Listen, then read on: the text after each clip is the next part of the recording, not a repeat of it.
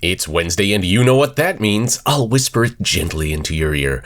News. That's right, I'm your host Andrew and this is Crypto Espresso, your teeny tiny daily shot of caffeinated crypto headlines. Let's just go. First up, the crypto winter has hit Coinbase hard. Financials show the exchange suffered a $1.1 billion loss in the second quarter as the bear market scared away everyday investors. But attempting to put on a brave face in the report, executives said it's never as bad as it seems. Trading volumes plunged by 30% in this 3-month period to $217 billion.